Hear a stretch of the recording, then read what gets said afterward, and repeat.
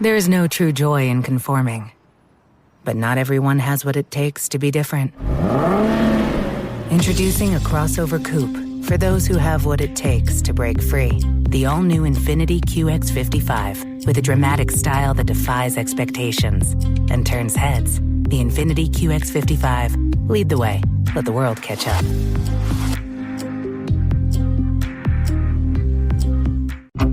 Coming up. The affair became very much enmeshed in the defense in this case, and I think, set jurors on a path where they were not convinced that this was a deliberate act of corrupt behavior. For Vault Studios, I'm Reed Redmond. You're listening to The Daily Crime.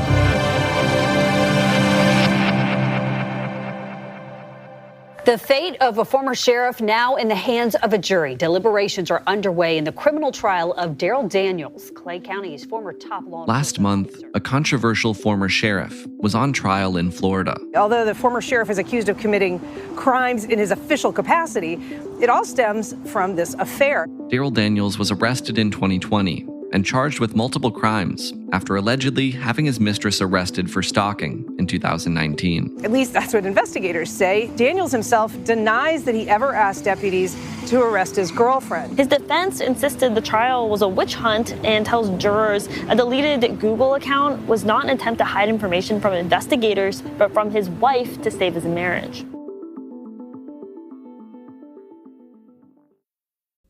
This episode is brought to you by Peacock, presenting the original limited series A Friend of the Family, based on the true story of the Jan Broberg kidnappings.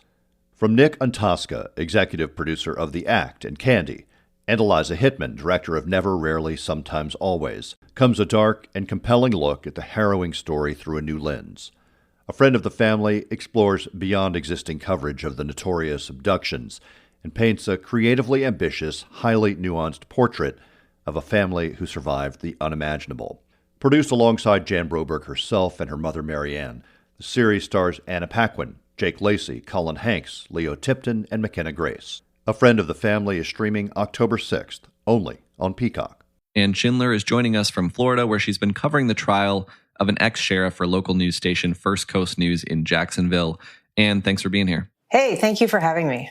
Let's work our way up to this trial, starting with the background of this former sheriff. Who is Darryl Daniels?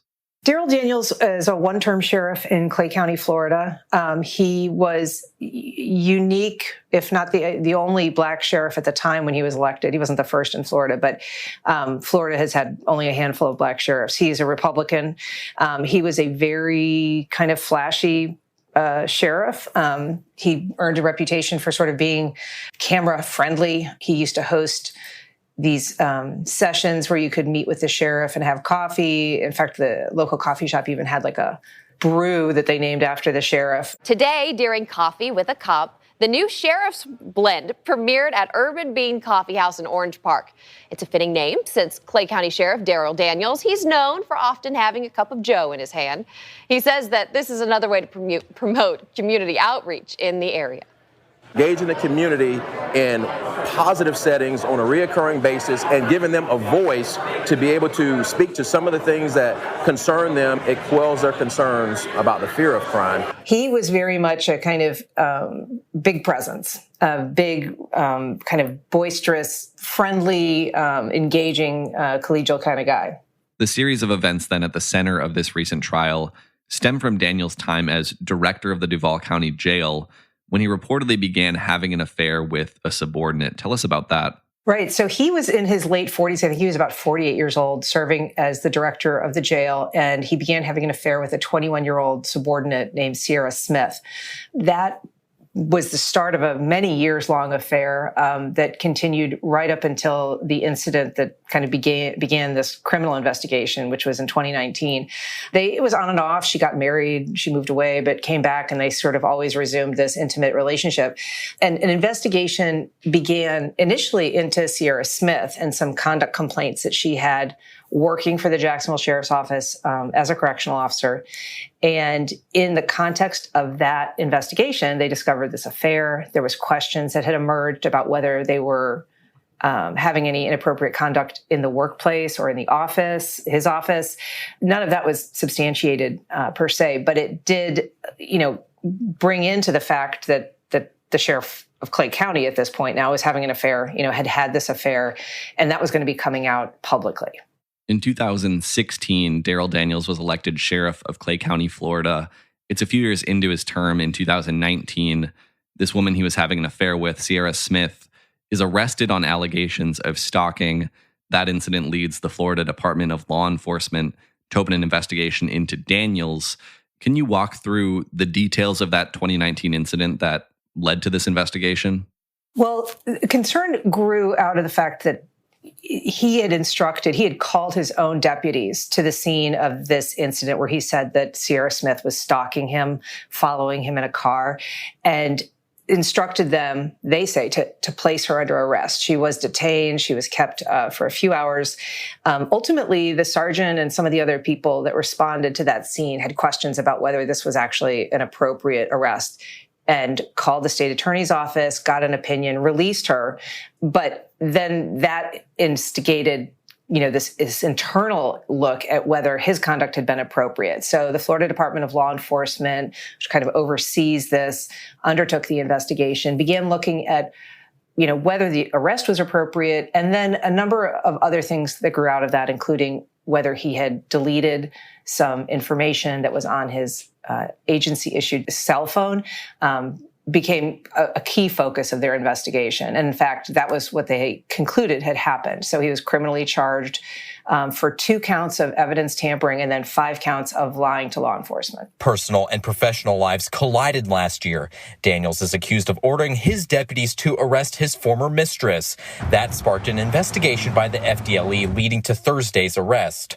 In a Facebook video, Daniels claimed he was given an ultimatum to either resign or be arrested. State Attorney Brad King stated Friday that was not true. He says what was proposed to the sheriff was after his arrest an early disposition of the case so he could possibly retain his pension.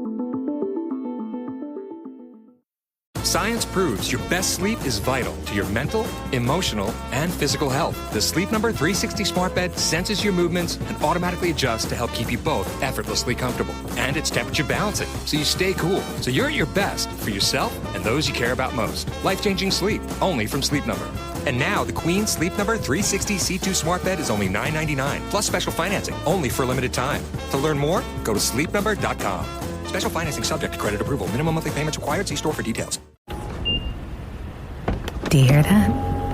That's the Infiniti QX50's way of saying hello, as it unlocks the door for you and invites you inside.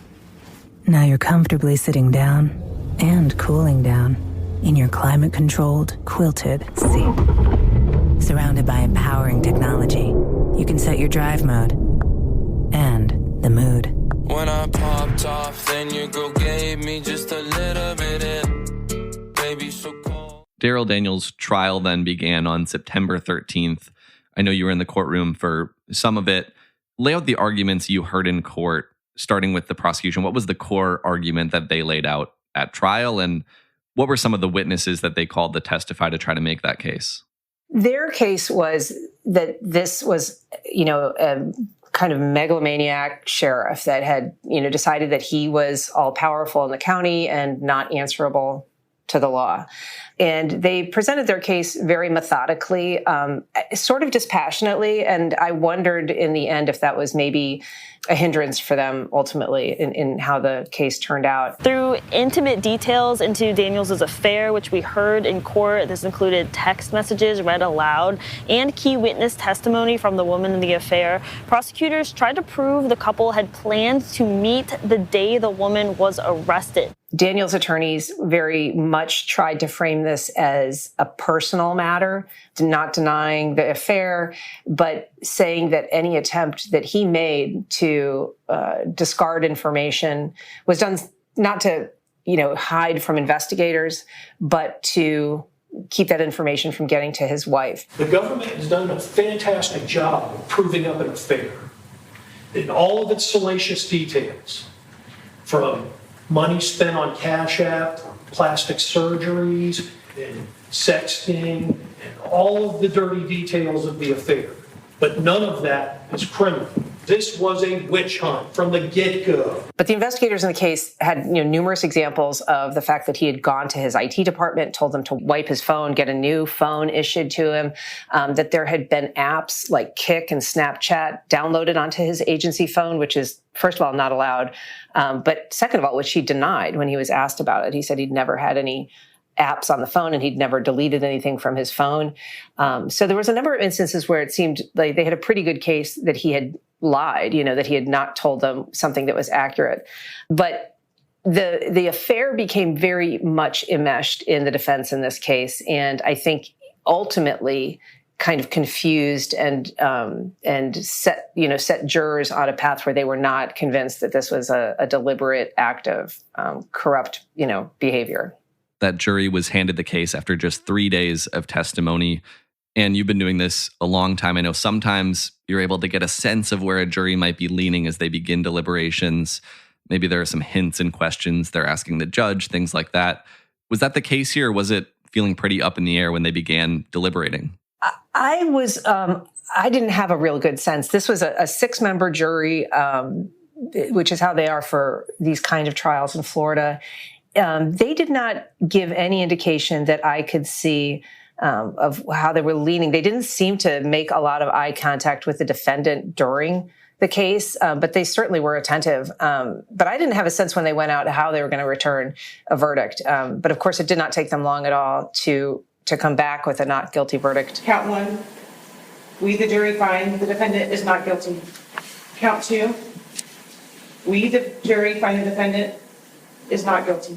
On all charges, which was, I think, somewhat surprising to those of us who have been following this case. Because again, the felony tampering charges, were obviously the biggies, but the misdemeanor lying charges certainly seemed more of a slam dunk, if you will. So we have a jury that said there were no crimes here, at least none that were proven in court.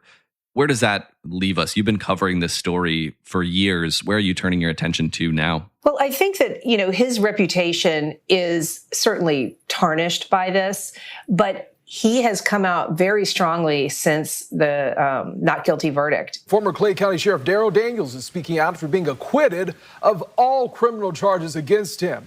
A statement from Daniels reads in part, quote, "The abuse and overreach that I've had to endure over the past 3 years is an example of what happens when sectors of our government go unchecked."